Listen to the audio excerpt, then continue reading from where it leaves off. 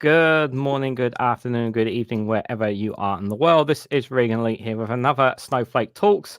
I'm back from my holiday, and I wasn't planning to do a Snowflake Talks originally this week, but luckily for you all, we managed to have a guest this Thursday, and I'm delighted to have David McGuinness of the Two Davies show here with me today. David, how are you doing, my friend?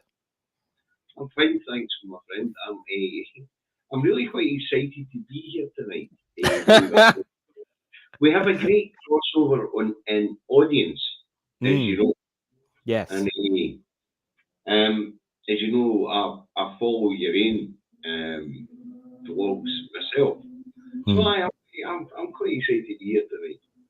Yeah, I'm really looking forward to this, and it was lovely a couple of weeks ago to have Jenny on as well, to learn about Scottish history as well, and I that was just as fascinating as it is will as obviously having you here today will be as well. So I'm very excited to have this discussion. Hello to everyone in the chat. Obviously, I hope you're all doing well.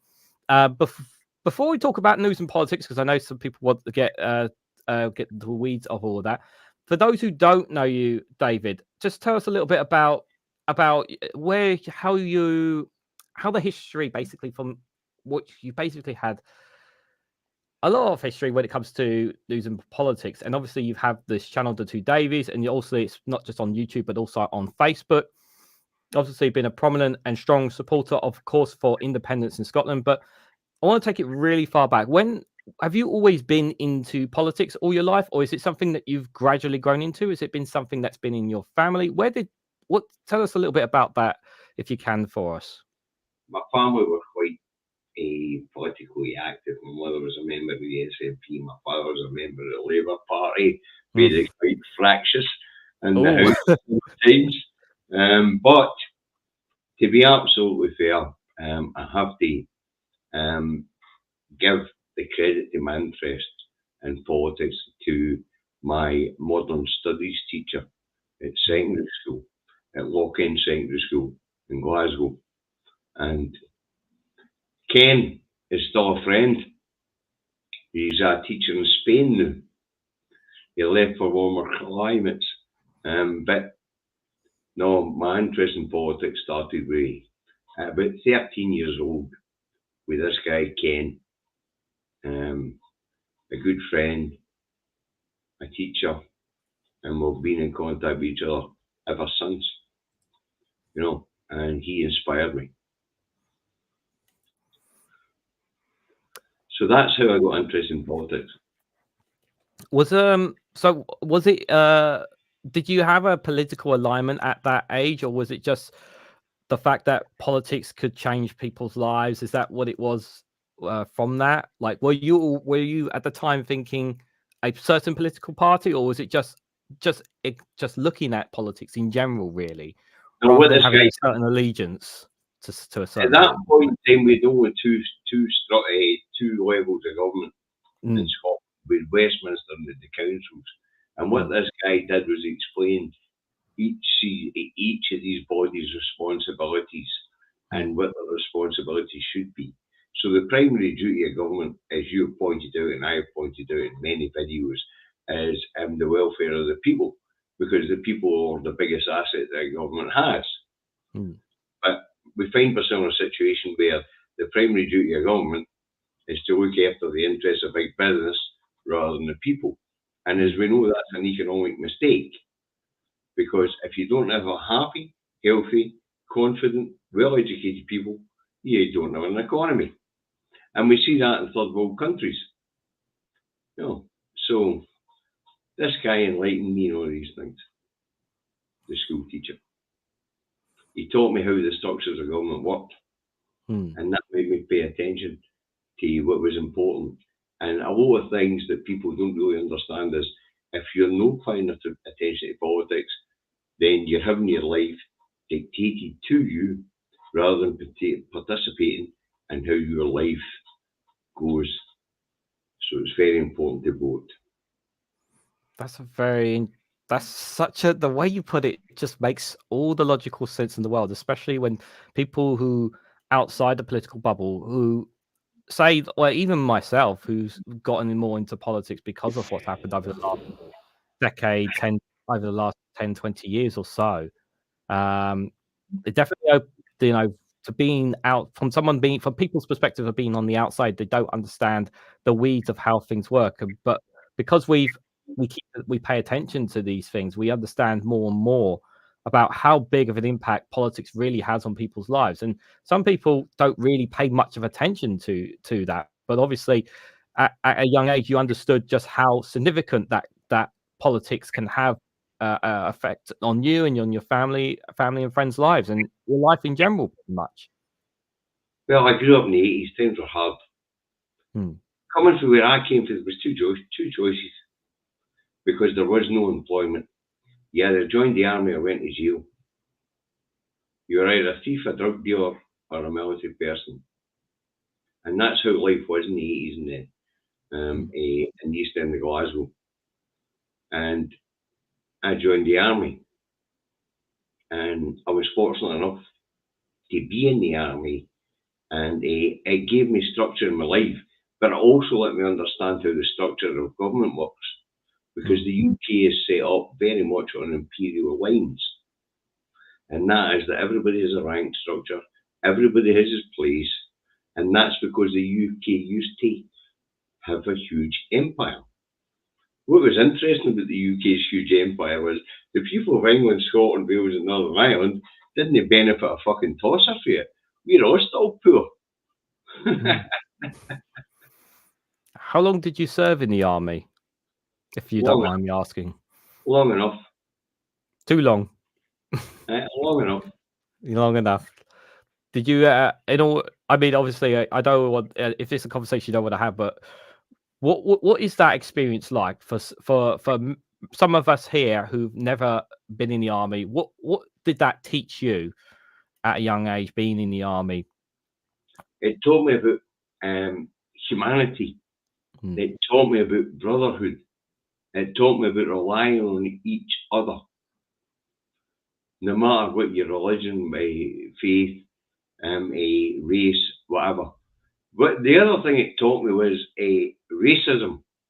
The very first time I ran across racism was in the British Army. And it was against me. All of a sudden, there was a taff, a paddy, and a jock. There wasn't a Brit. There was a taff, a paddy, and a jock. There was no horrible nickname for an Englishman, but they were the centre of the empire. We were just subservient to them.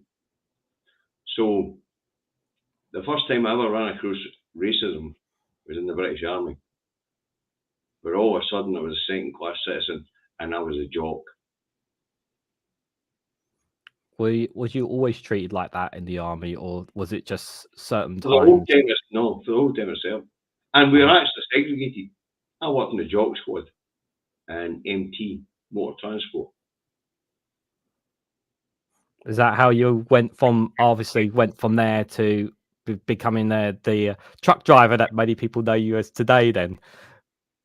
Yes, it is. It most certainly is. Don't get me wrong, I mean, I started out when I left the army, like most people who leave the army, being pushed by the job centre into private security. Whether that be the guy that's stood in your shopping mall, the guy that's stood at the brazen, the building site, or whatever, you know.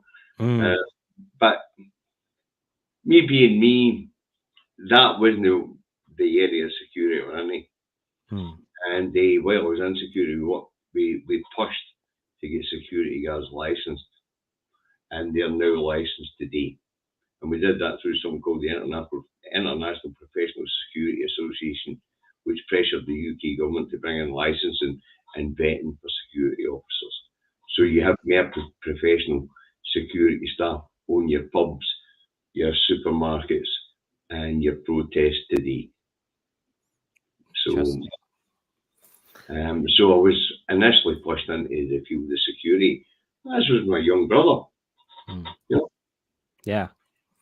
So it was is the security industry in Glasgow really dirty, and the gangsters got involved, which happened right across the UK.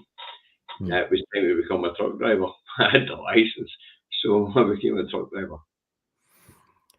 Yeah, and you've been doing that ever since, pretty much. And it's the majority of my working life, yes. Yeah. How have you find it? You've always enjoyed it, I suppose, going from A to B. I guess it's a better than being a security guard or something like that. Then I suppose. No, I don't think his job was any better. I don't think his job was any better. What it did was to be time to study, and thanks to the internet and of course mobile phones, I'm out on the road 10, 12 hours a day. And I've got access to YouTube, I've got access to university content, I've got access to school content, I've got access to political content, I've got access to news content. 12 hours a day, you can consume an awful lot of information. So it definitely is something that when you started the truck driving job, is that when when did you become, is that when fair to say when you really became a bit more active, shall we say, politically, would you say, after you left the army and became a truck driver? Is that fair to say, because of the internet and what it taught you as well? Aye, me and the other Davy, we were active in the newspaper comment sections for about 2005, when the internet got really good. Yeah. And in 2007, and then we were involved in the 2007 election campaign. We were involved in the 2011 election campaign here in Scotland, which led to the Scottish referendum. And we were involved in the 2015 campaign as well. We set up a Facebook network and a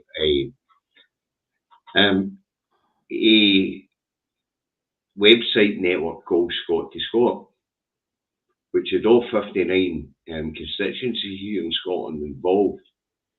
And we'd a massive platform with over 250,000 members. Remember, wow. Scotland's only got a population of 5.4 million. That's a massive slice of the population. That's a huge amount. And if you remember back in that election, the SNP won 56 MPs. You know?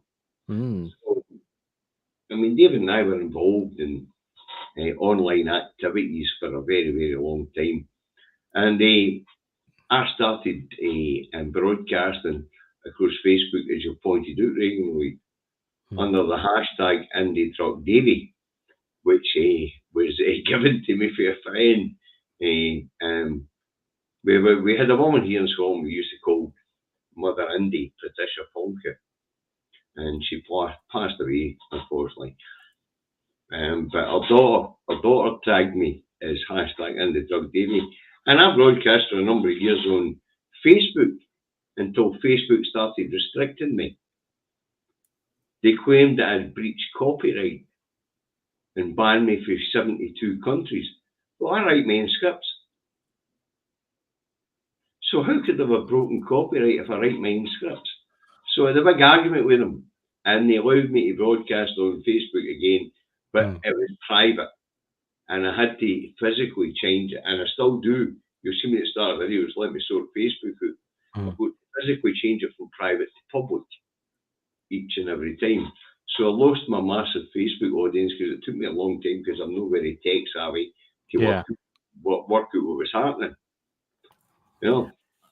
I don't understand why there's any copyright. I mean, you literally, I don't see where the copyright is at all. But I mean, I would have to literally look at it myself to understand why there was copyright. But like, just from what you're saying, like, I don't see why there would be why Facebook would have any issues, unless they're, I don't know, maybe someone from maybe someone from Westminster told Facebook and said something, hey, this guy's might be problem. I don't know, but it just doesn't make any sense to me. At that point in time, the average video on Facebook was sitting between 2,000 and 10,000, depending on whether I went in a rant.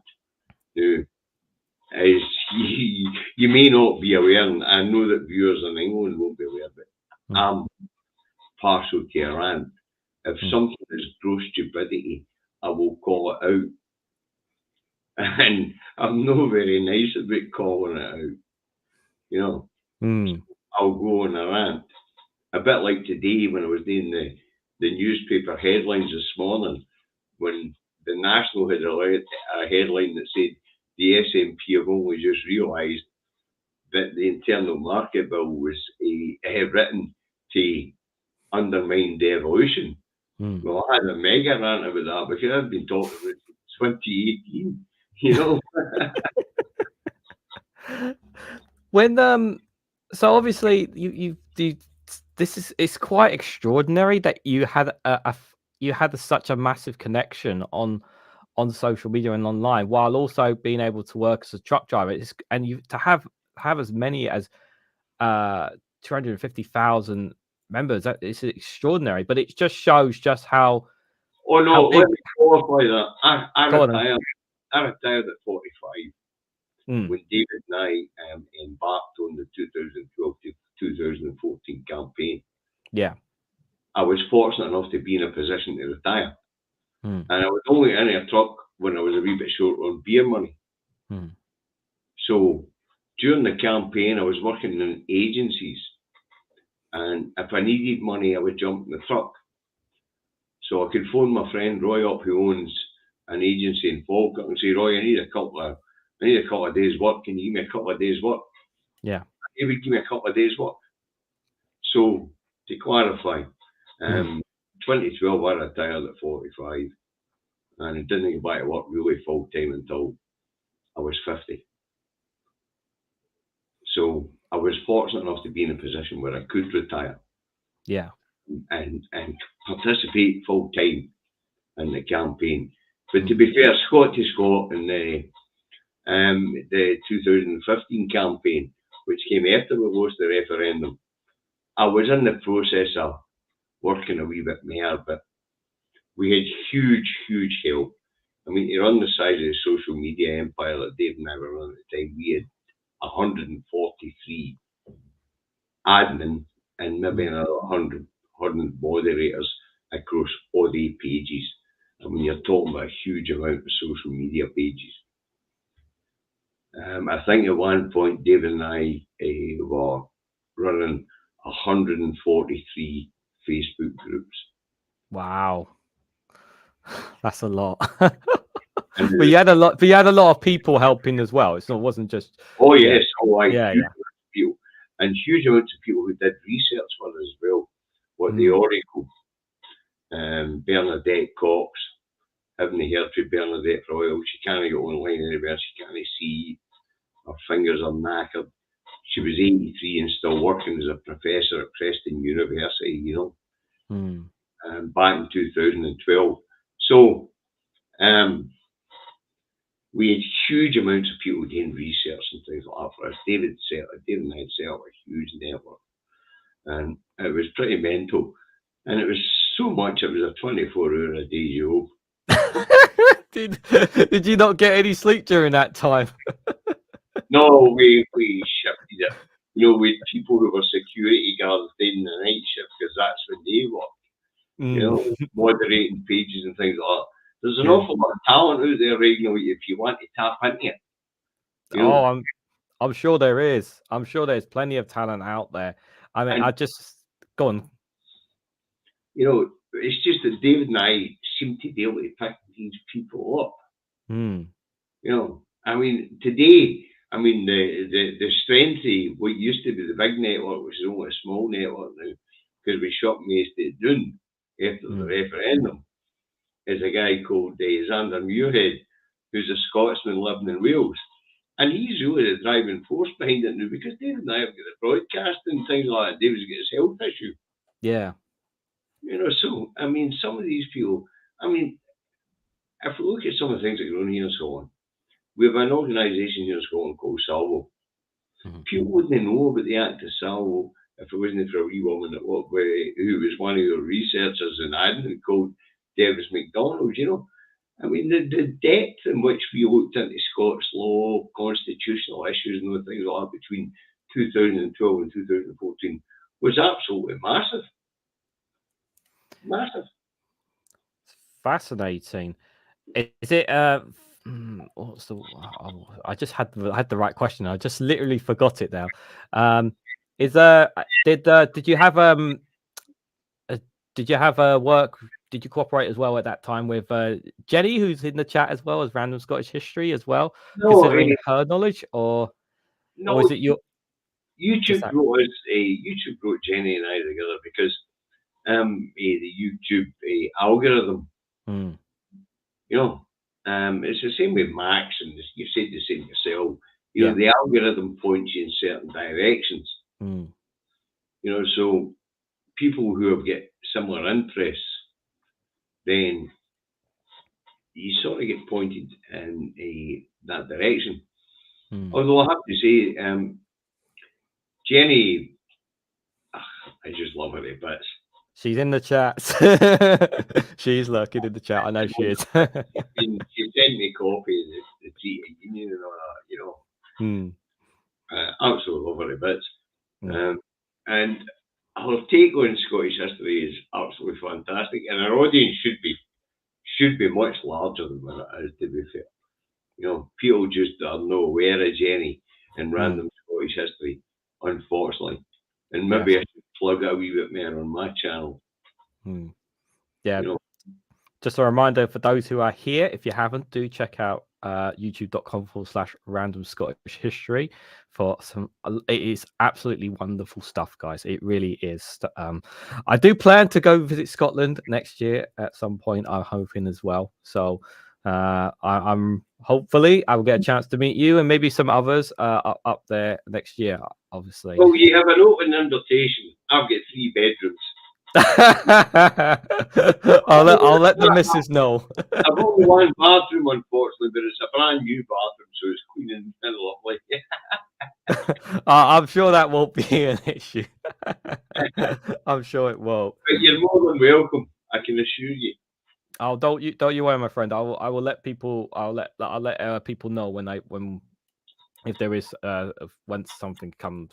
Because obviously it costs a fortune for us to travel up via the trains, obviously, as you guys know. I wanted to ask, actually, because we obviously diving into the news and politics. Have you always been someone who has been for independence? Is that something that you've always, is it something that you've always known, or is it something that you've learned and studied over time?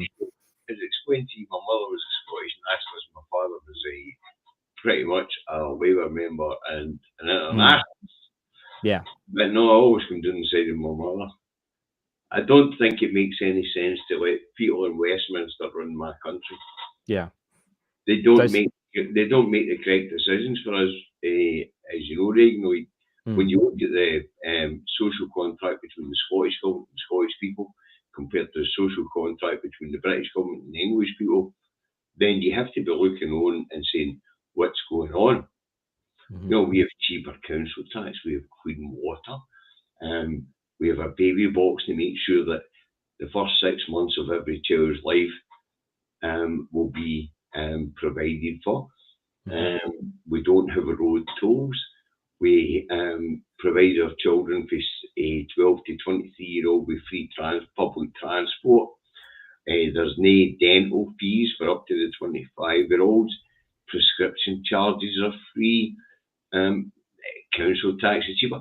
You know, when you look at a social contract between the Scottish government, the Scottish people, between the social contract with the UK government and the English people, you've got to say to yourself, what the fuck are they doing down that road?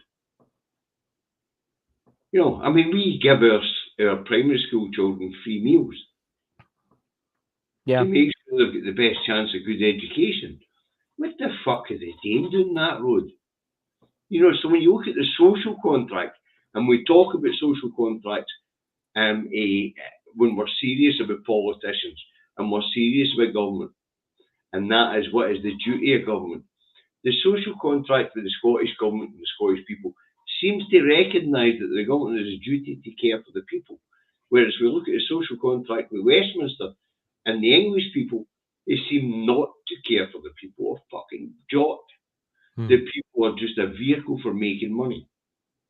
It's like a business. a badly managed business, whereas here in Scotland we realise if you want to make money, you need to have healthy, well-educated people. Is it fair to say that it's been a real frustration for yourself and your fellow Scots in here in the chat about what happened in 2014? No, it's no frustration. It was a measure. It was a measure of where we were at. If we look at attempts at devolution, 1979, 1997, that's evolution of democracy. And of course, Westminster cheating. Mm-hmm. Well, the part I always say about the referendum is that the referendum on it is, you know, I've always said this time and time again, that if the people of Scotland want a referendum, they should be entitled to it, and it shouldn't be down to Westminster, and it should be down to the people of Scotland to make that choice. It shouldn't be up to Westminster in any way, shape, or form. I've always said that. That's because you understand it's a union. We're supposed to be in this voluntarily together and for the betterment of us all. But what we have found is that it has not worked for any of us, and I include England in that. It has only worked for a certain percentage of the population. So, I mean, when we look at the social contract between the Scottish government and the English government, we realise the used people, and we stand in solidarity with you, are getting fucking scudded worse than us. Because the way the Barnett formula is formulated, and the fact that Scotland actually pays in more than it gets out, and of course we have the rural area subsidies and things like that. Yep, Scotland gets a lot more than the English and the Welsh and the Northern Irish feel, because their population is more dispersed and we have more natural resources and we pay in more than what we get out. And yet we're told we're fucking scoundrels, and used people are told you're poor, and the Welsh people are told they're fucking scoundrels, and the Northern Irish people are told they're fucking scoundrels, when the truth is, the wealth has been leached away from us all, so the union does not work. If we look at prior to devolution, this is going to interest you, by the way. Prior to devolution, the 10 most deprived areas in Europe were in Scotland. 9 of them are now in England. The 10th one is in Wales. You can look that information up. I'm not making it up. Well, I think considering the crisis, I mean, one of the biggest crises, obviously, in Wales is obviously the National Healthcare Service has been that's been worse off than England. But my knowledge in Welsh politics is I'm not very knowledgeable. I would like to have someone from Wales who has a knowledge of Welsh politics on someday to give me a better understanding of Welsh politics. Well, actually, when it comes to things like laws, the Senate in Wales has very little power. And when it comes to health and social care, most of that is reserved to Westminster and Wales, and they're subject to the 2012 Health and Social Care Act from England, whereas the people of Scotland are not. I don't know if you know this, Reganelite, but in 2012, the Conservative government passed a bill called the Health and Social Care Act, which actually dissolved the aim of responsibility for your health and social care. Yeah, I remember that. Yeah. So we didn't have that here. So here, the government is still responsible for our health and social care. So we have a functioning social care system and a better functioning national health service, although they're all struggling, as we know. Right across these islands, they're struggling. If I'd managed to go live today, I'd have been talking about the breakdown of dental care here in Scotland. And the real reason behind it was we had a lot of Polish and Eastern European dentists here. But because of a Brexit, they all went home. They all fled. So all of a sudden, we having a functioning national health dental service here in Scotland, it's no longer functioning. And if we look in England, we can see that reflected there as well. Yeah. You know, There's no question that the dental service is in crisis without a shadow of a doubt. I mean, just yeah. I mean, we could go on for hours talking about how bad Brexit is. I mean, it's just absolutely crippled the UK, crippled all the nations pretty much. And they saw the lie and people believed it. But the thing that I say was that just came back to me. That was the thing in the run up to the 2014 referendum. People were told that there would be that they would not be dragged out of the European Union in any way, shape, or form, because obviously there was all that talk in Westminster, and the no side was saying, no, there's not going to be a vote, there's not going to be a referendum or anything.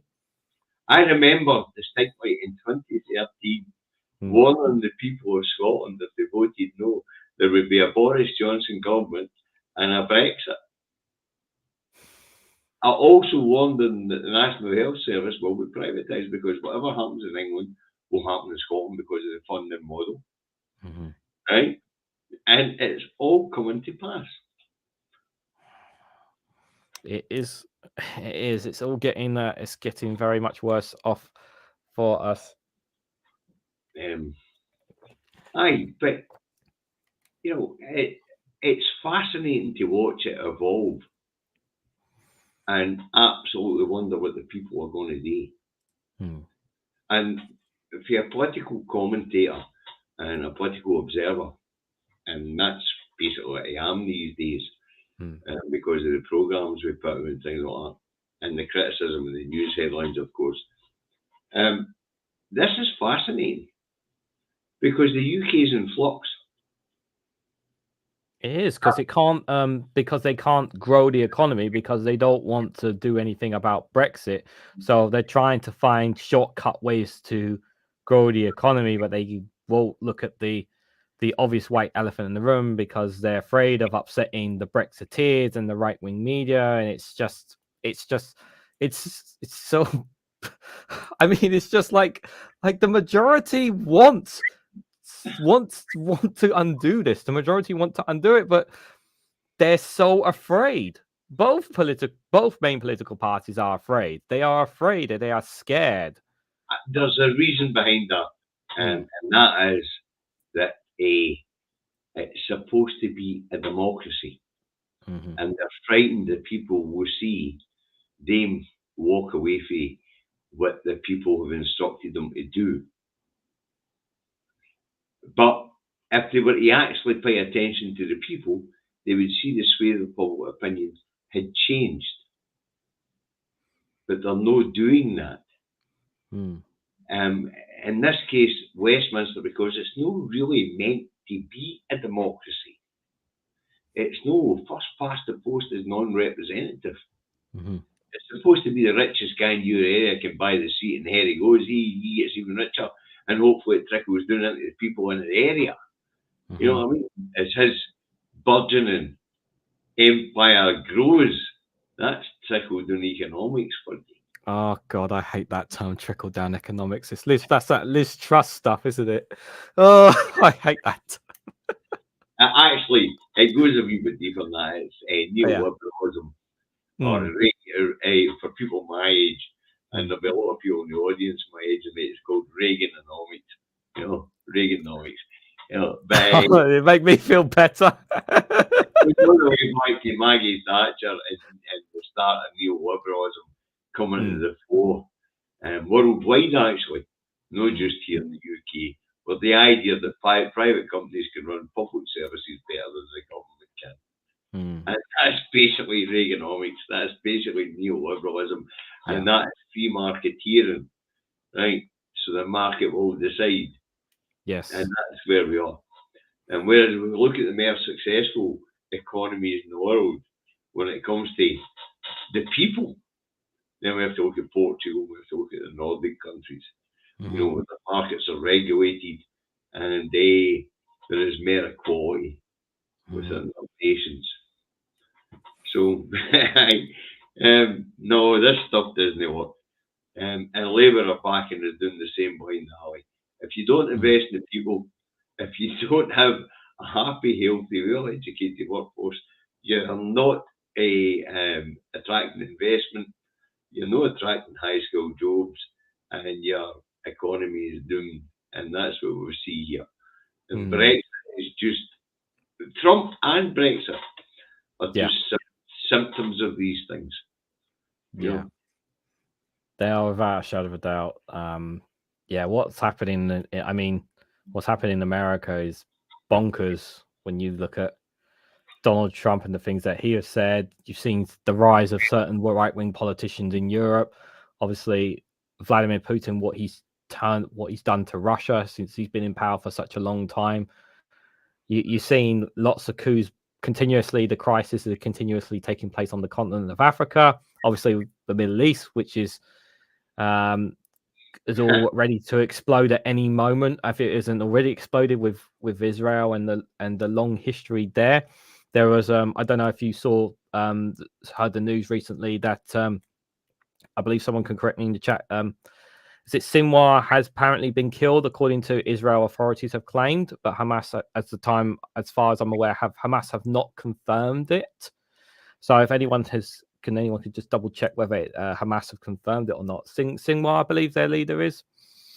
I believe they believe to have killed him. Israel are claiming as well. So that's literally just happened in the last couple of hours as well. Then there's obviously chaos. Then there's obviously Myanmar, the civil war, which nobody talks about ever. Nobody ever talks about that. And then obviously there's China and Taiwan as well. There's the Rohingya situation. There's a situation in China with Muslims, so those of us who are quite abreast of this stuff, we understand that the planet's on fire. It is on fire. And the United Nations, of course, is toothless. Absolutely toothless. Because we've got 5 nations there who basically run the planet. They have a veto on anything that's going to equalise the planet. And then we look at things like the IMF, the WTO, they are all biased towards developed Western nations, which stunts the ability for emerging nations to equalise themselves with the rest of us when it comes to trade.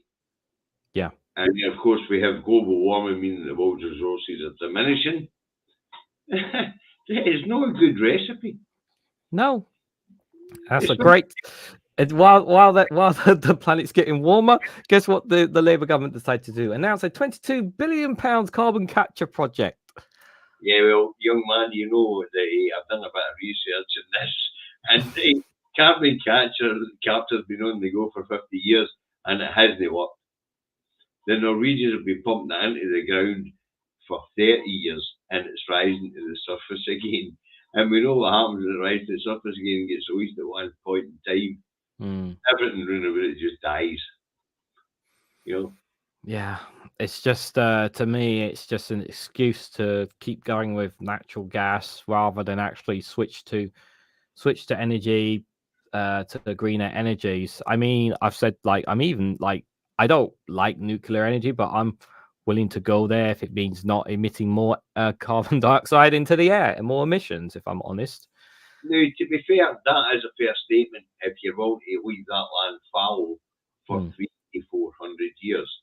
Because where you've built a nuclear plant, then that land is unusable for anything for 300 to 400 years after. I mean, the other Davey and I have done a lot of research into energy and its background, like how the European energy system works, how the UK energy system out with the European market works, energy production, green and blue hydrogen. The amount of depth that we went into over the couple of years that we've been broadcasting on YouTube, sometimes it's a wee bit repetitive with David because he's a pensioner now and he's pissed off at how hard they're getting hit here in Scotland. When we actually reduce our retail use is 100% a recyclable energy, which now that the infrastructure is built should be cheap as fucking chips. Yeah.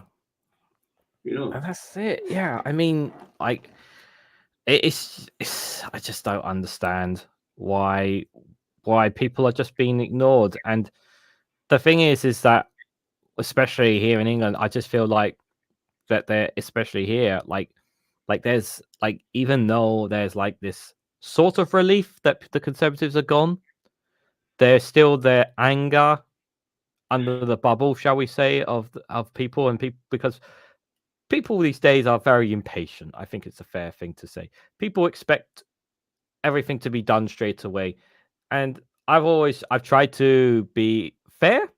I know you've always said that both Conservatives and Labour are the same, and that's but I'm willing to, but because we've had 14 years, and 14 years is a long time. It's a long time having the same political party in power for a long time.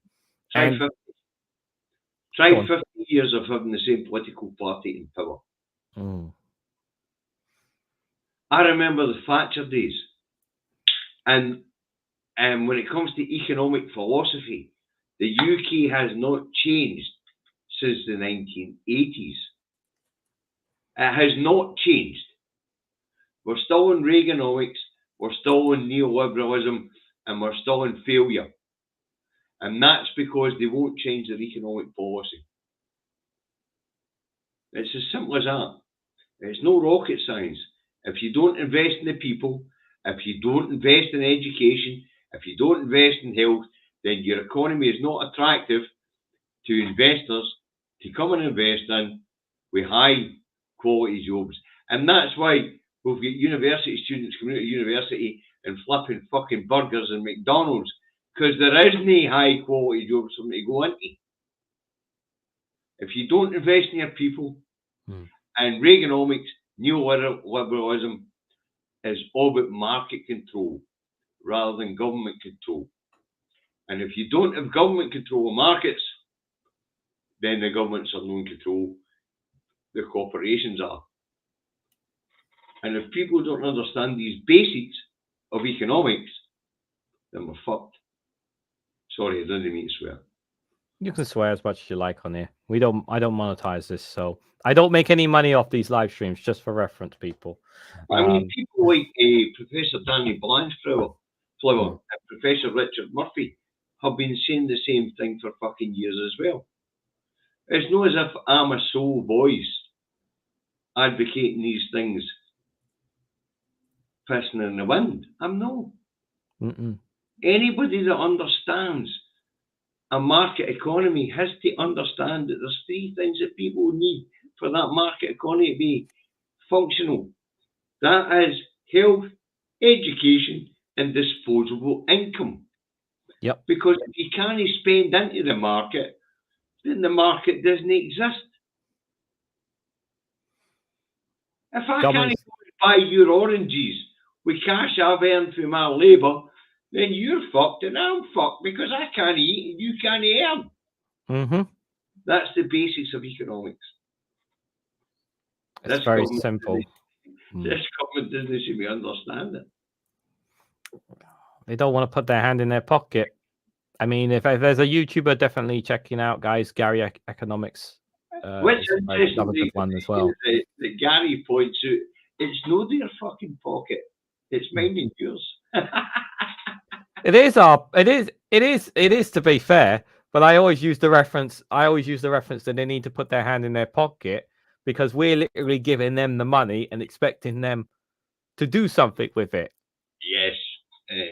But as I say, Gary Economics often points out, it's not their pocket, it's ours.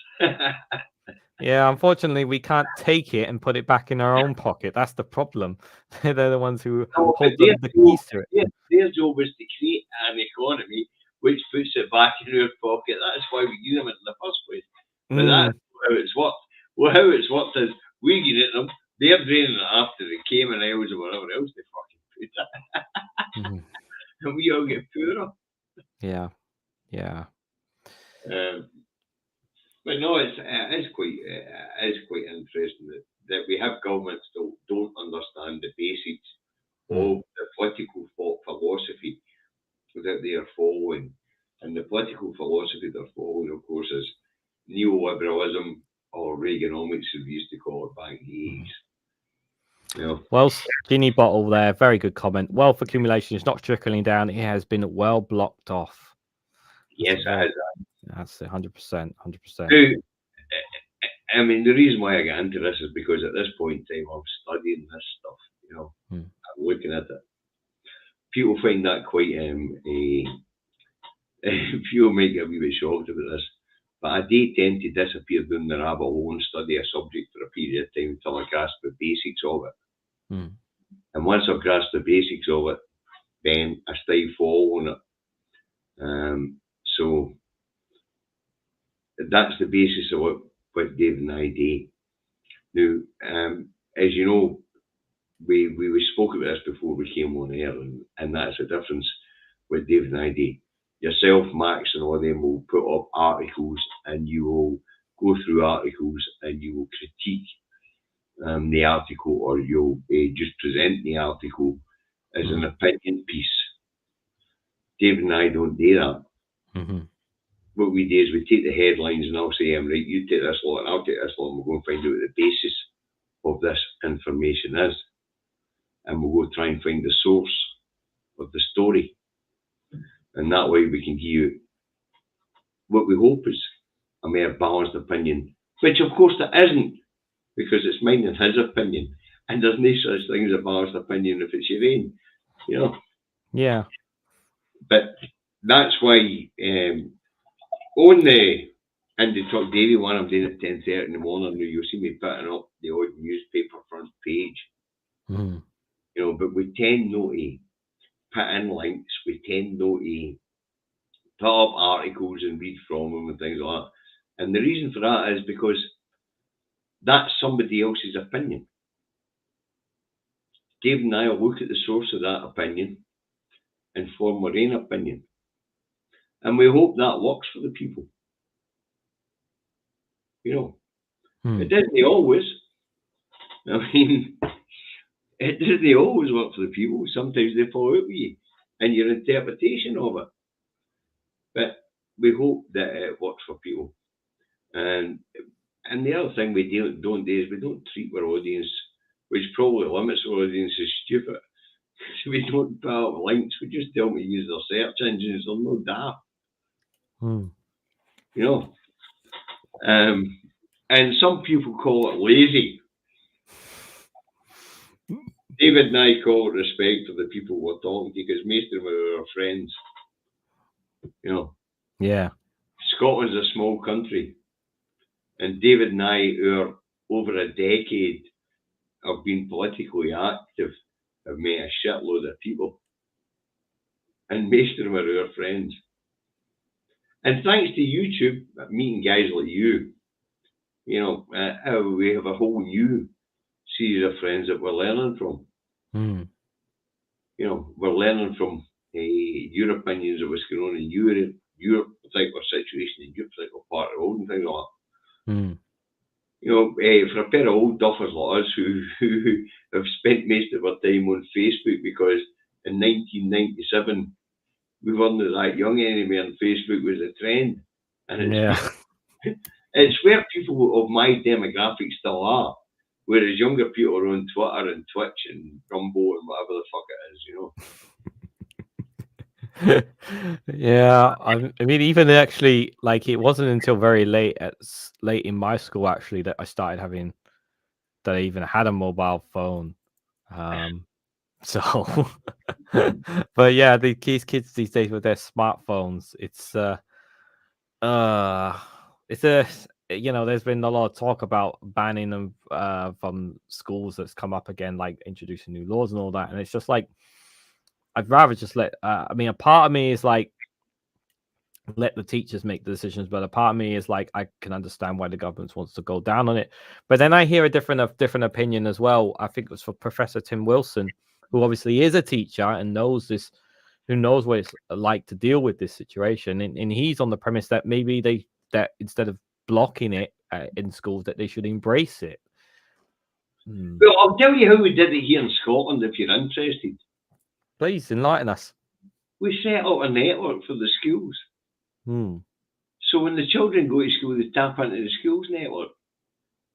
They don't have access to any other network when they're in the schools. They tap into the schools network. And within the schools network, they only have access to educational output. So that's how we dealt with it in Scotland. So England, wake the fuck up. It's no hard to do. We have Yeah, no problem. We have a schools network where the kids tap into so they can use their tablets and their phones for educational purposes.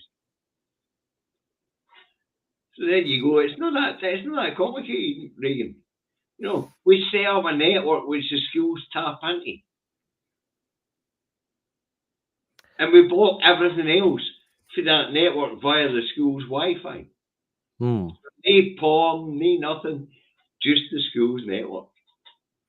So they still carry the phones and that on them during classes, I'm assuming. They use them during classes to work with the whiteboard, the digital board that the teachers use these days instead of crayon and blackboard, chalk and blackboard, as you and I might remember. I mean, you might. Yeah, I remember the chalkboard. Right.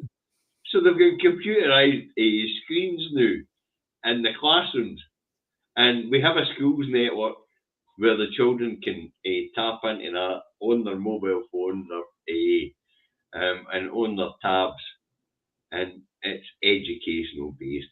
And while they're in that network, they're getting access to nothing but what's on their school program. And the other thing we do is we have Teams meetings here between pupils and teachers. That started during the pandemic, and now if a student has a problem, or a bunch of students have a problem, they can contact their teachers and go into a Teams meeting through the Teams network. Sounds so simple, yet England can't make it so can't do the same thing for some reason. Well, but mind you, though, we have a very broken education system at the moment. But you also have a massive population. Yeah. But I'm sure that these ideas could be imprinted across the English education system if you weren't in the process of privatising it. And that started under Michael Gove, where schools at field inspection were shoved into an academy system in Tainal and Backwangos to be run as opposed to the councils. And the Quangos, of course, will eventually become businesses. That's just the way it's being done. So it's becoming a very Americanized education system. Yeah. That's definitely what we're that's the term I'm definitely feeling whenever things change here in England. Americanized. That's definitely the word of the day that comes to mind when I think about things that's had the changes here, because, well, especially healthcare here in England, it's just it's really not good, that's for sure, the healthcare here in England in comparison to up there in Scotland. Unfortunately, Regan, we will be forced to follow suit. As you know, the biggest part of the Scottish budget at this point in time, 19.6 billion for 5.4 million people, goes into our National Health Service. We only have a budget of 42 billion awarded TSP Westminster. We get back 40% of the taxes that we pay. 60% are retained for what they call union services, the military and things like that. UK reserve benefits, pensions, that sort of thing, right? So they take 60%, they hold 60%, send us back 40% to run our country. But that excludes things like alcohol revenue, tobacco revenue, oil and gas revenue, because they sort of restrict these things, But it's why Professor Richard Murphy always says when it comes to jails, the actual acronym should be crap. Yeah. And thank you. Sorry, thank you, Alexis. Alexis, for becoming a member. I appreciate your support. Thank you. Sorry, carry on. What's interesting is, where is the jails figures? Where is it'd be heirs figures, but where is the expenditure, revenue expenditure, England figures? Keeping it all quiet is what they're doing. We get them published published for Wales, we get them published for Scotland, we get them published for Northern Ireland.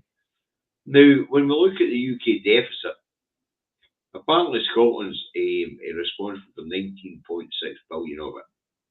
Wales is responsible for, believe it or not, 14.8 billion of it. In Northern Ireland, with a population of 1.8 million, is responsible for 11 billion of it. Right? But if you add the numbers together, who's responsible for the rest?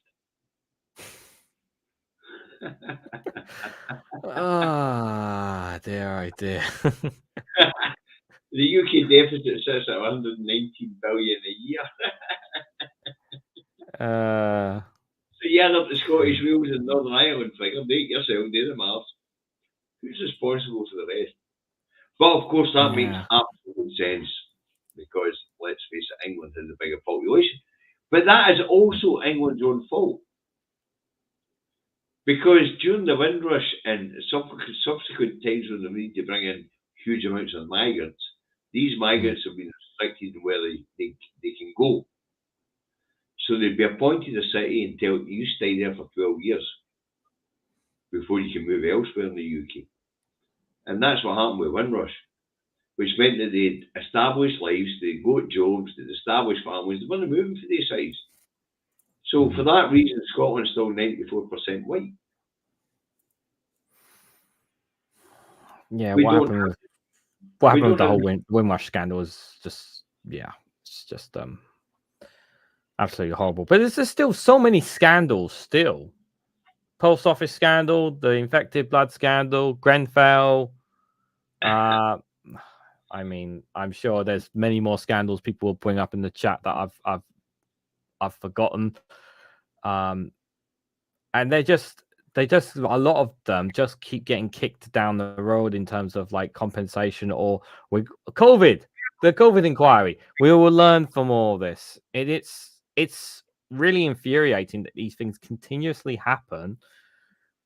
And there's I think the worst thing out of all of it is there's no accountability for any of these scandals that continuously happen at all. No, there is no accountability. If we look at the COVID bills that were passed in Westminster in Scotland, they exclude government ministers for responsibility for mistakes they make. Which means that for the hundreds of thousands of people that died in Scotland, Wales and Northern Ireland, none of these in England, none of these governments will be held accountable. None. No matter if it was a blatant mistake that the governments could have avoided.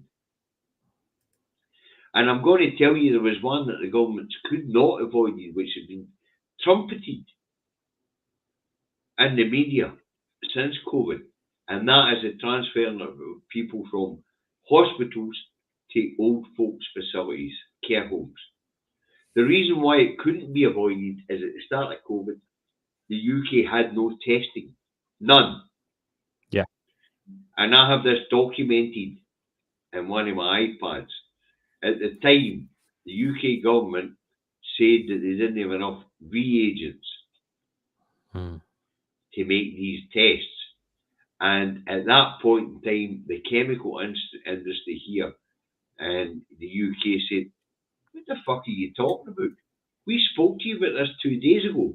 Mind, this is early 2020. We spoke to you about this a few days ago.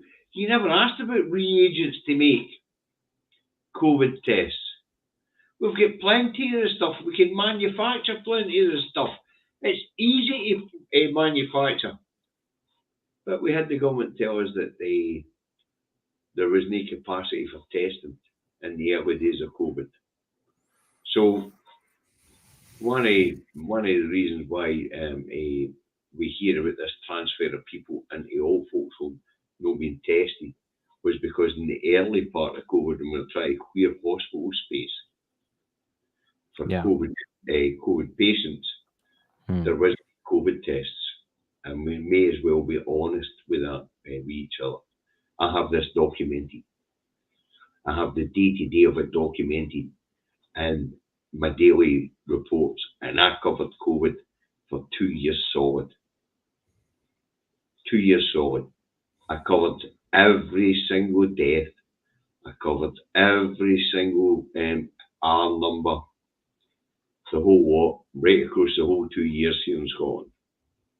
And I remember the early days when the government was saying we need reagents to make tests, and the chemical industry stood up and said, "What the fuck are you talking about? This stuff is easy to produce. Just tell us you want it, we'll give you it." So I have that all written down, every single section, every single part of it. And I still there.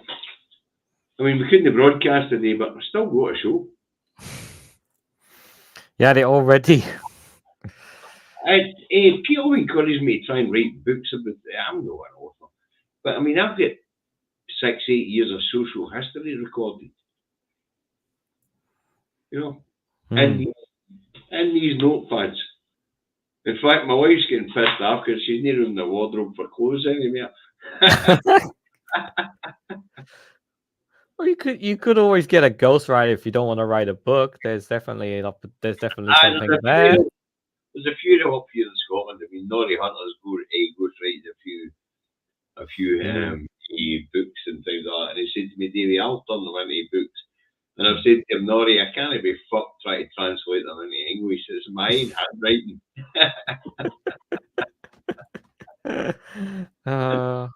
And they're no on English. In the early days, I would just write in Scots. And I still write in Scots. I don't write in English. Now, for people living in England, you might find that hard to understand. But they are two separate languages. They're both sort of Anglo-Saxon languages, Anglo-Dane languages, Anglo-anything languages, or Scots languages. There's a mixture of the Gaelic and everything. But I mean, I write in Scots, I speak Scots.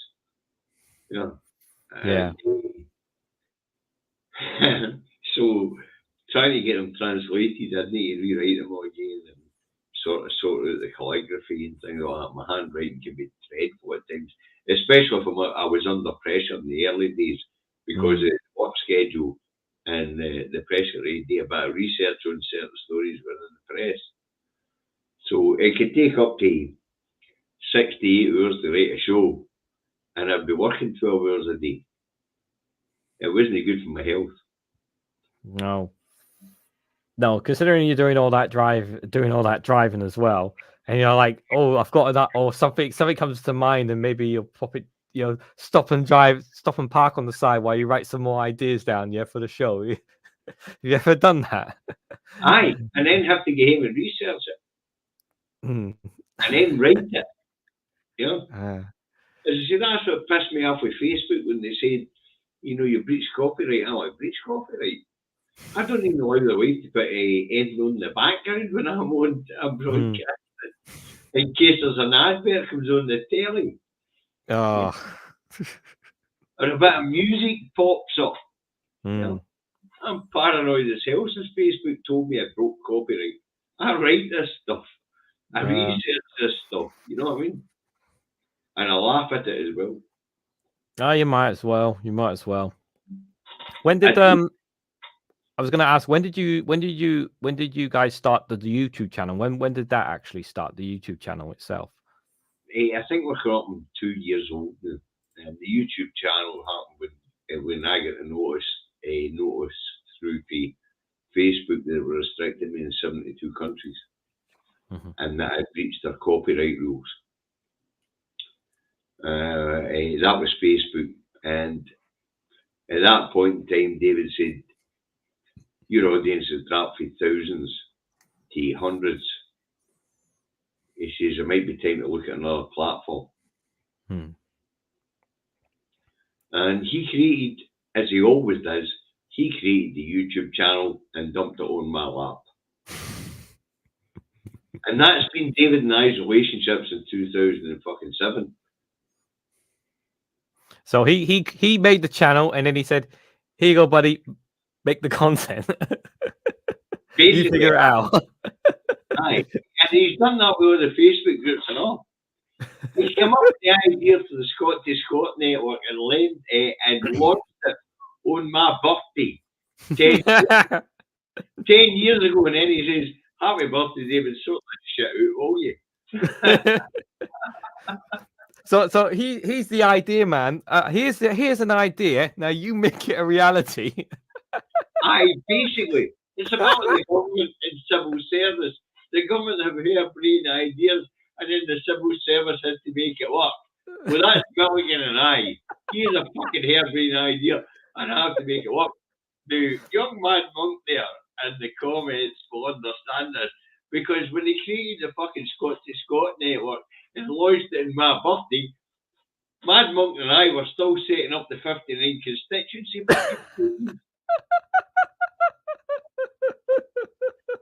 Fucking Bampot.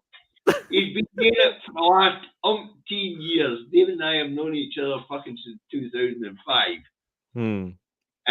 Indirectly, in 2012 directly. And he's been doing it indirectly since 2005. He'd come up with a harebrained fucking idea and dump it in my lap and say, "Make that work." I noticed a couple of weeks ago, like he was doing like some random live streams or random tests on the channel as well. Well, he's doing one or two where he was just checking up or telling people like how his health was as well. Did he know what he was doing, turning the going live on the channel? Aye, of course. Yeah. I know. It's not as if David can't do this stuff. You know, it's just a case of he comes up with a harebrained idea, and then he'll say, "David, make it work." Because I'm more, and I'm not any more social media savvy than he is, but I know we have people, so I can bring them in to help us. Yeah. You know, I was quite fortunate that my involvement in the independence movement, especially in the west of Scotland, wasn't based on social media. It was not. Did the town halls. Well, went to meetings to set up the campaign here in the west of Scotland. My independence campaign wasn't based on social media. Social media was a platform we already had to expand the campaign on. But no, it was all physical stuff for me. Meeting up with guys like Tommy Sheridan, Pat Wee, Craig Murray, Chris McElhenney, Alex Salmond, all these people. You know, but in the west of Scotland specifically, there was not really much SNP involvement in setting up the independence movement here in the west of Scotland. It was mere people like me, Tommy Sheridan, Radical Independence Group, and things like that, you know, Colin Fox, individuals who actually get the album running here in the west of Scotland. Some of them were well known, some of us weren't. Some of us were known for the fact that we've been active in the newspaper comments for many years, and some of us weren't.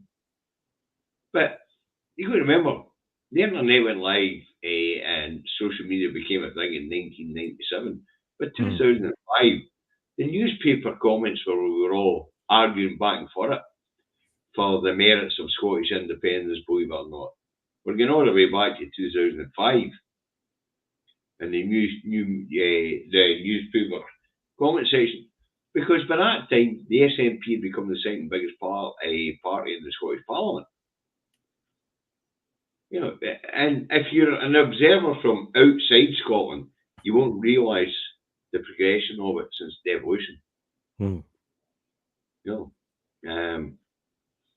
so no, we'd all been talking about this stuff, and then in 2007 with the campaign. For the 2000, and believe me or not, it was 4-year Parliament terms, and we went in a 4-year campaign to get the SNP to win that majority in 2011. A 4-year campaign, a 4-year social media campaign, mainly on Facebook, We had people away in X and that doing it on Twitter. Mm-hmm. David and I didn't have a handle on Twitter. We just didn't. It moves too fast for David and I. But it definitely made a difference. The work that you guys definitely played your part without a shadow of a doubt. I don't know if we made a difference, but we definitely played our part. And the same again in the 2015 election for Westminster, where we set up the Scot to Scot group. We did play our part. We had 250,000 years, and a lot of them were activists. And that's why we bought our 56 MPs, not just because of us, but because of the fact that a lot of the people were active at the time. Mm-hmm. You know, the fact that we had a social media platform where they can communicate with each other, that included a website, and all the Facebook groups, and another group in on a Facebook where they could all go to gather information and put them out their constituency pages. It was a big network. Did we make an influence? I hope so. But I won't make a claim to say we did. We'll just say I hope so. Otherwise, all that work was a waste of fucking time. No, you don't want to. You don't want to look back and think that all that work wasn't for nothing. You know, you want to feel a sense of a sense of achievement and accomplishment, and the fact that you brought people together for a cause, and you've brought people together that maybe didn't know each other beforehand as well. Created friends and relationships between people as well. What I will say is that out of this movement, Sarah and I's lives have been enriched. And I mean that. The friends that we have made, the friends that we have met, the lifelong associations that we will have because of that 2014 referendum. Like, for example, in April next year, we're all off. Some friends that we've met through this organisation who set up a charity type thing, and we all work for it. We're all off into the Highlands for a wee break together over the weekend. And, you know, and that's the sort of association we're talking about. You know, the friends that Sarah and I have made, the support we've had, especially on social media, and the fact that we've been able to reach out and help people as well, because of the movement. That's a big thing. I mean, if you look at the work that Two Davies do, we don't just produce stuff that people in Scotland want to listen to and hear. We also do stuff where we're very fortunate that David and I don't really need money. It's not a big issue to use money. So anything that we earn for the YouTube channel goes straight to food banks. Yep. And we're very, very lucky that we have a fantastic audience, and we've been able to give, I think out of the 2 years we've been running, on average £500 a month. It's fantastic. You know, out to food banks. And I always feel privileged at the end of each month when the YouTube money comes in, and I can tell the viewers, this is what we've got, and this is where it's gone. I feel very privileged about that. You know? I think that's one of the best things about that, being able to give back and help out those who are who are doing less, are less fortunate in society. There's actually, when you speak about that, actually, there was something my father always told me that when I was younger, and I've always held it very closely to me. And he said to me once that you don't know how lucky you are when you think about the struggles that people go through every day. And I think it's incredibly commendable, the work that, not just the work you do, but but how you make it not about money. That the channel is, you know, it's about informing people, and if people want to support good causes and make a difference to people's lives, because it really does make a big change to people's lives. But you may not always see it, you may not always hear it, but it does change people's lives when you help those causes. But let me give you an idea of how things have never changed, but have changed. Okay, when David and I were growing up in the 60s, the 70s, and the 80s, we didn't realise we were poor. We had shoes on our feet, we had food in our belly, we had no internet, we were at the outside world to explore. It was a great time to be alive, even though we were skinned. If you look at it today, the poor are in a different situation. It's not poor anymore, it's poverty. They don't have the fucking shoes on their feet. And man, pa's skipping meals to make sure the bairn has one. You know? So things have got worse over my 50 years of life. 57 years of life actually come November. Things have got worse. When a working parent has to go to a food bank to feed his child, or to feed itself, to feed herself, or himself, times have changed. I grew up poor. I grew up in the Maggie days. We spoke of this earlier in the programme, where it was become a criminal or join the army. I joined the army. You know, I grew up poor. I didn't know I was fucking poor. The kids today, they know they're poor. If they're not getting that meal at school at lunchtime, they're not getting fucking fed. Now, fortunately, here in Scotland, we have breakfast clubs and free school meals for primary school children at lunchtime. If they didn't get that, they're not getting fed. We've had breakfast clubs going on here for a decade and a half, 15 years. Labour are just piloting the scheme in England. Think about that. We've had breakfast clubs here for 15 years. Labour just piloting the system in England. Think about that. Yeah. I grew up poor. I grew up during the Maggie days. I didn't grow up this fucking poor. Yeah, the stories we hear are heartbreaking when you hear them. But what's quite, I think, what's angry is, I think angry is a good word to use, because we're always told that we're one of the wealthiest nations, one of the wealthiest countries in the world, and yet, actually, if you look at the OECD figures, we went to the 5th biggest economy in the world, from Brexit to the 7th biggest economy in the world. That tells you how bad the damage for Brexit is. But still, even for a 7th, it's still pretty disgraceful. Out of massively rich. There is no excuse, none. No. For the situation of the people. But this goes back to what we also spoke about earlier in the programme, my friend, and that is the daily primary duty of government. Yeah. This government in Westminster doesn't understand or does not respect its primary duty. And its primary duty is to protect the people. And that's to make sure they don't go fucking hungry, make sure their health is good, make sure their education is good, and make sure they're happy, because that makes for a productive population, and a population that the outside world wants to invest in. And that's the basics of simple economics that these fucking idiots and the House of Thieves and Carpetbaggers for the people in England, stroke Westminster, just don't get. Nope. They don't.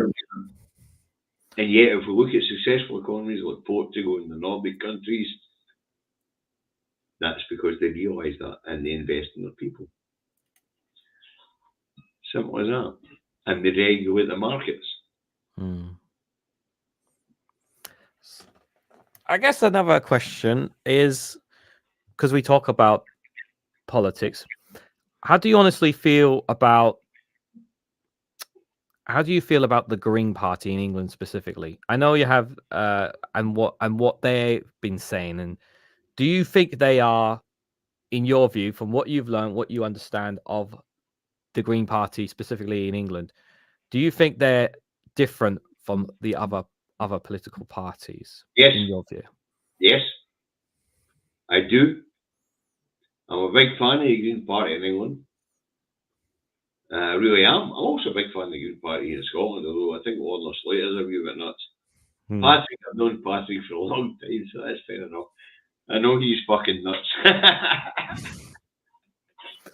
But no, I'm a big fan of the Green Party in England because they are the left of centre party that is left in England.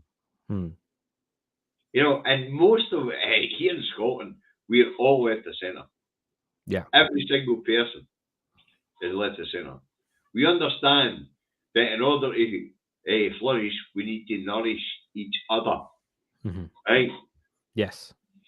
And the Greens in England are starting to try and project that again. That's the bit that Labour has lost in England. And here in Scotland. If we don't support each other, we can't be successful. And the Greens are now the party that are promoting that in England. So yes, I'm a big fan of the Greens in England. I am. And I'm very, very sorry to see Caroline Lucas leave the field. Oh, 100%. I was very sad to see her go. However, in seeing her go, it wasn't just what, and I've talked about this on my channel, it wasn't just great that we have 4 Green MPs in there, was how much of the vote share in many areas, where they took a lot of vote shares in many, many areas from Labour, from Conservatives, across England. And it gives me great hope about the future of the Green Party. I actually watched that. I thought it was fucking phenomenal. I would take 8.9% of the vote and only get 4 MPs. You say to yourself, this electoral system is fucked. Yeah. You know, this just doesn't work. You know, here we have a party with 8.9% of the vote and they get 4 MPs. We've got a party with 11.8% of the vote, they get 5 MPs. You got a party with 39% of the vote, and they get fucking 440 MPs. This system does not work. Nope, it does not. It definitely does not work. However, it does fit. It does still, when you looked at that vote share at the last general election, seeing the vote share of people going to reform is definitely a cause for concern. Because wasn't just in England; it was definitely in Wales and Scotland. Those reform voters as well. In Scotland, reform got 11% of the vote. 11% of the vote. That beat the Greens in Scotland.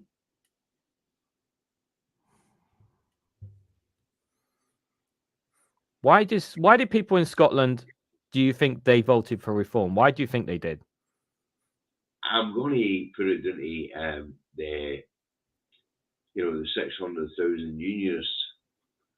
That's a huge amount of people out of a 5.4 million population.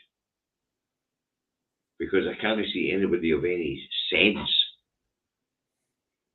voting for such an extreme and radical and racist party here in Scotland. Because we're a country that don't call foreigners or immigrants. We call them New Scots. So to imagine that anybody who is a progressive Scot would vote reform, I don't wear that. So I imagine those who did vote reform were of the old colonial mindset. The whole British Empire thing again. Colonialism and all that. Colonialism has been good for people here in Scotland, especially a small margin of the population. If we look at people like George Fuchs, we look at people like William Wallace, we look at people like Jack McConnell, the system would be good for these people and their families. So why would you advocate for change when it's for your advantage? Well, that's what I always say. Well, I always say if something works, why change it? Well, the thing is, unfortunately, the amount of people it works for in Scotland has become little and little, or it's become less, right? And that's why they call to just break this up and start again. Now, let's face it, the people in England are calling for the same thing. They're just not being asked the question. Yeah. I mean, when that last poll for English and the own English independence came in 2018, they stopped asking the question. They just stopped asking the question. And why did they stop asking the question? 49% yes for English independence. And that was the first time of asking. Very first time of asking. And it frightened them, so they don't ask anymore. So I'll tell you what, young fella, I'll challenge you. Go and look for a poll on attitudes to English independence. I bet you can't find one. Oh, Google English independence. I might have a quick look if there is one. Aye, on you go. I'll have a look, see if there's let's try English independence poll. While I'm looking, guys, if you have any questions for us, please feel free to pop them in the chat. Just at myself, Reganelite, and it'll pop up much easier for me. So if you have any questions you want to ask us, please feel free to ask. 49% of English voters support English independence. That was the last poll. I think that was 2018. Yeah. Give me the year, please. Could you give me the year? Where's the year on this? This poll was carried out on behalf of Business for Scotland by a panel based and surveyed by 1,015. Actually, give me a second. I can bring this up for everyone. Aye, cool. Give me 1 second. As I say, they stopped asking the question. I can't. It's very small print, but it says here the poll was carried out on behalf of Business for Scotland by a panel based and surveyed 1,015 English residents between June the 29th and July the 3rd of 2020. There. Oh, so that was the last one, 2020. I do apologise. I thought the last one was 2018. So there you go. You Google it, and up it comes. There you go, guys. That's when they stopped asking the question. And notice it's a Business for Scotland website. It's the first one that came up, by the way. It was the first one.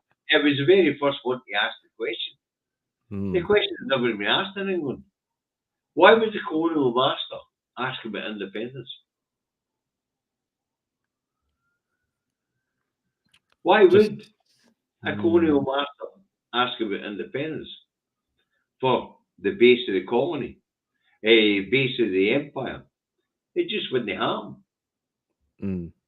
So 2020, you have a Scottish organisation asking the question in England, and they get a 49% return. It's very fascinating, that is for sure. Steve McMahon, thank you for the 20 gifted memberships. I don't know if that's going to process because there's been a problem with memberships recently on the channel. I would advise people not to gift memberships on the channel. So there's a chance that you'll get refunded that money back because for some reason gifted memberships are not working at the moment. If you want to give super chats, you can give super chats. They will definitely work, but I would just hold back on gifting memberships right now, guys. I'm waiting for a response from YouTube with the issue because apparently when people are gifting memberships, they don't process on my channel for some reason. So I've asked the community for a response for that. So I'm waiting for them to come through. So it might not even because it doesn't always register the gifted memberships for some reason. So thank you for the gifted memberships, but I don't think it's going to process, Steve, and you'll probably get refunded your money.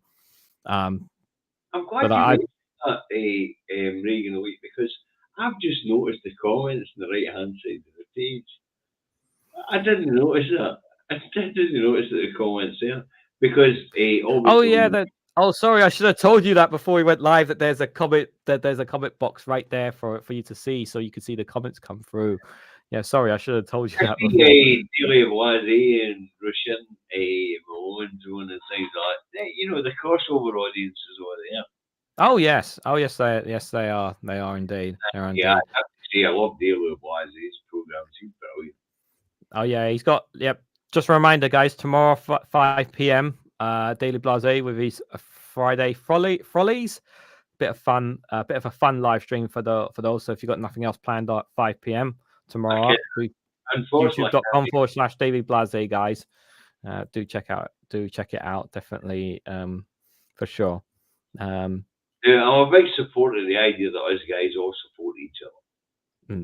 And that we have crossover audience, because the crossover audience means that we have a well-informed audience. Yes. You know, and if we're going to make an impact, on UK politics, then we need a well-informed audience. So your idea of a round table now and again, where we have vloggers and bloggers on specifically politics, especially from different parts of the UK. Now, I'm going to try and help you with the Welsh thing, because there's a lot of crossover between Scotland and Wales. Yeah. When it comes to the pro-independence movements. You've got Yes Wales and Yes Scotland. So I'll see if I can help you with a crossover when it comes to the round table, because I do know a few people in the Yes Wales movement. Yeah, you know? I would definitely like to have someone there, especially someone who knows much deeper in Welsh politics, because I don't hear enough about Welsh politics, and I would like someone on that expertise there. There's a reason for that, because it's going to do with the fact that the Welsh don't have an individual legal system, so their politics is very, very restricted.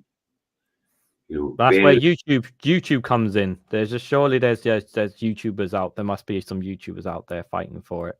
I'm sure I'll find a few. Now listen, young fella, we've been talking for 1 hour and 32 minutes, and because I'm almost 57-year-old, and I'm on a day off and relaxed, and I've had a couple of years, I hope it's been entertaining. I hope it's been informative.